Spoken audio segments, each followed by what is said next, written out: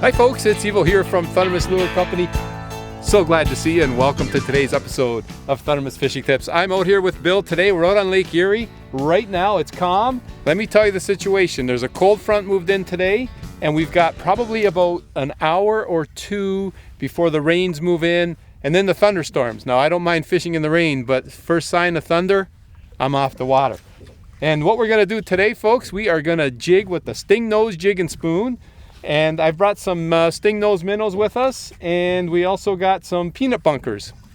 So right now I've opened up with the Stingnose minnow. I've got the gold one on because it's a little cloudy right now. So I went with the gold and I went with the 1 ounce. But if this stays really, really calm, I might even go down to 3/4 ounce. If the wind picks up, I might bump it up. So it all depends on the condition. But for right now, it's the 1 ounce gold. And I think, Bill, you've got the 1 ounce silver? I do. Bill has the 1 ounce silver, so he's going to work the front of the boat. I'm going to work the back of the boat.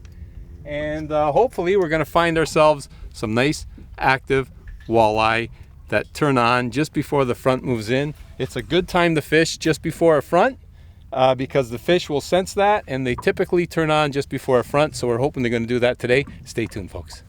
We should have just kept the camera rolling, eh? Yeah. Like first cast for you, first cast for me. There we go. Mine feels decent. Says You hit it right on the fall, Bill? Just on the bottom, yeah. Just Right. as it lifted off the bottom, and you must have hammered just as it hit the bottom. Yeah, me too. Okay, let me get the net. I think I got a sheephead here. Really? I got my trusty Too, old bass net. Too violent. Let's see what we got. Well, there are sheephead here for sure. And there's nothing wrong with catching those, but I got a walleye, Bill. Oh, you do? Oh, yeah. Mr. Wally.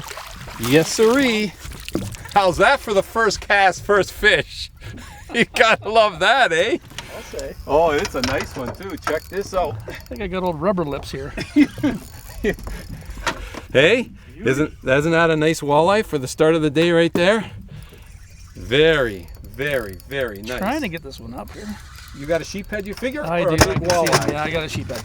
Sheephead? Oh yeah, you got a big sheephead. Oh, size that sheephead. Okay. Get him. There you go. There's a big, big old sheephead right there. Okay. Well, you know where the walleye's gonna go. Okay, I know what this one's going. But I need I do like to get a picture of the first fish of the day for our Facebook and Instagram friends. You're gonna release that fish. I'm gonna keep Gonna this. go right now. Okay. There goes the sheephead. This guy's gonna go right in the live well, if I can get him. But I like to have a quick photo first. So put him in. We're gonna grab ourselves a quick photo. I'm too excited. I want to get my line back out there again, especially we only got a couple hours before this weather turns on us. All right, a quick photo and I'll get right back at it again. All right, I want to talk a little bit about technique. I'm just gonna drop this Stingnose straight down just to show the technique. But whether you're casting out or fishing vertical, if you've got a flat bottom or a mud bottom or a sand bottom, in other words, a bottom that you've got no risk of getting snagged, what I like to do is let that Stingnose go right on the bottom. You see, I'm right on the bottom there. My line is totally, totally limp. So now what I'll do is I'll lift it up.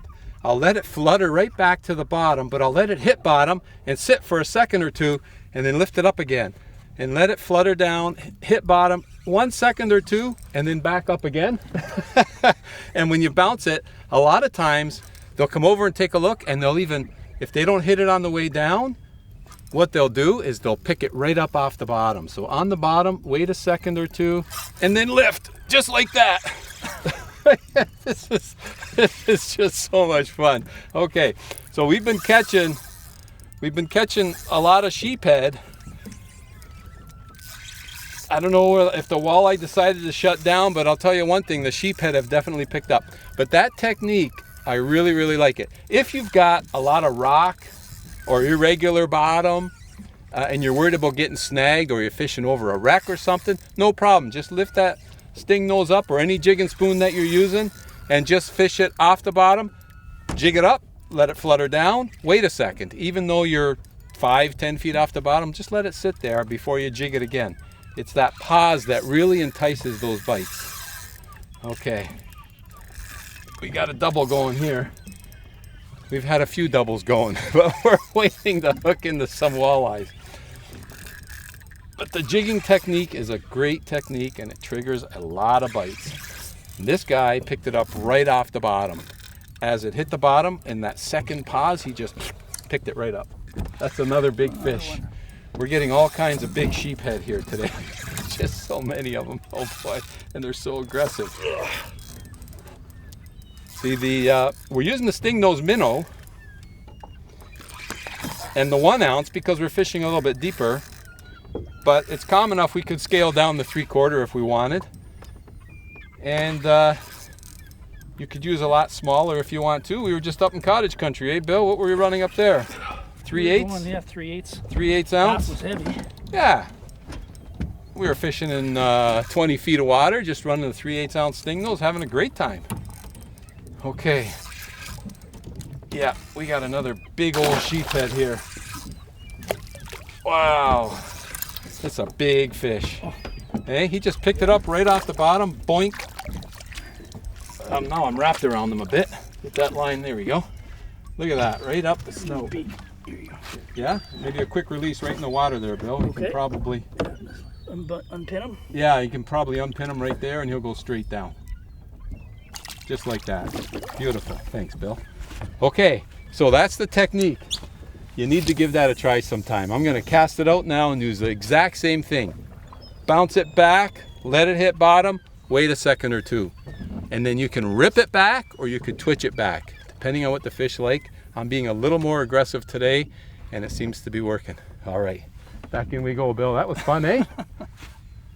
You need a break. You need a break. So what we did, we made a little move because honestly we were getting sheephead after sheephead after sheephead.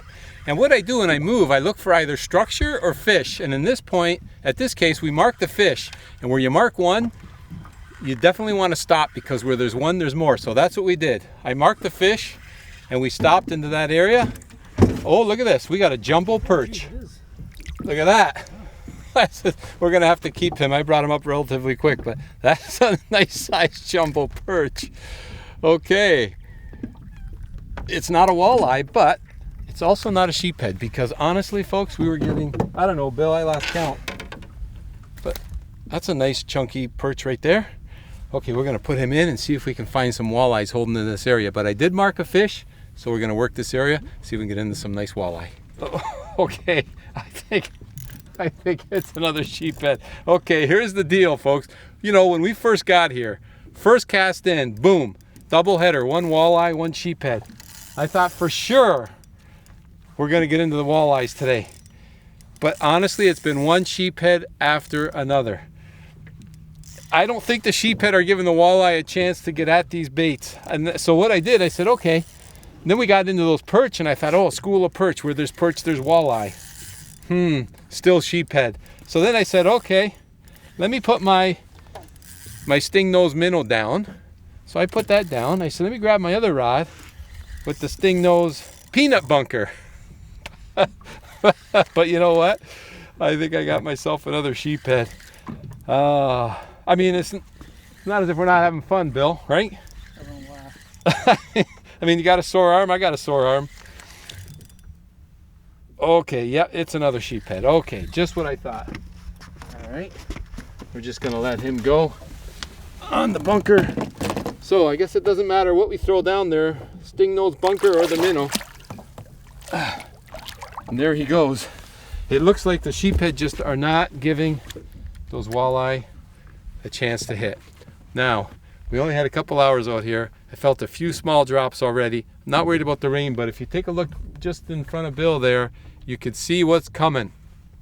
And that's what we're worried about. So I said the fish turn on before a front, but you definitely don't want to be there when the thunder boomers show up. So I think we're going to give it maybe another 5 minutes and then we're going to call it a day. But you know what? It's been a great couple hours out here already. Where else can you have this much fun? We came for walleye, caught mainly sheephead, but you know what? It's been a blast. Folks, wherever you're tuning in from today, I want to thank you ever so much for joining us on today's episode of Thundermist Fishing Tips. Oh, and if you haven't yet, feel free to subscribe because we have a great family of subscribers. Until next time, good luck and good fishing. What do you think, Bill? I had a hit. It just about pulled the rod out of my hand. Well, I think I got something different. Oh, I do. Look at this, Bill. Nice one. I think they're out of season though. Are they out of season? They're out of season.